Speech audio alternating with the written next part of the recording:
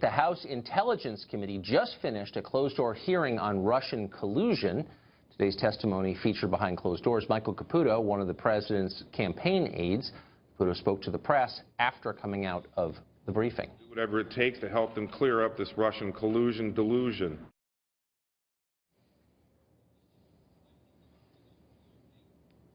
Michael Caputo will join us in just a few minutes for a debrief on what he saw in the Congress today.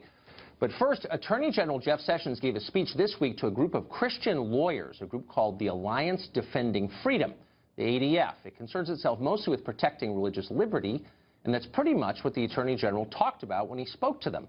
But that is not at all what the press reported. Here's the headline from ABC News. Quote, Jeff Sessions addresses anti-LGBT hate group. Over at NBC News, there was this. Jeff Sessions tells hate group DOJ will issue religious freedom guidance. You would have thought it was a cross burning, which of course was the entire point of those headlines, to give you the impression that it was. In fact, the Alliance Defending Freedom takes positions that are not so very different from the ones Barack Obama ran on in 2008, or that Bill and Hillary Clinton publicly espoused throughout the 1990s. How did this get branded a hate group?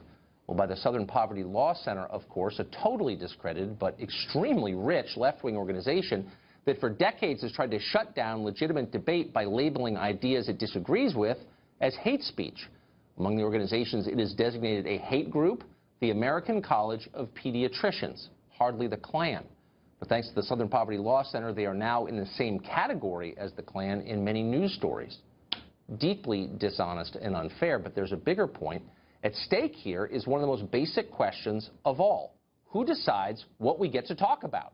What should you be allowed to say in public? What should your kids be allowed to learn in school? Which ideas are legitimate and which ideas are so dangerous we must suppress them? Well, NBC News and the Southern Poverty Law Center think they're in charge of that decision. We disagree.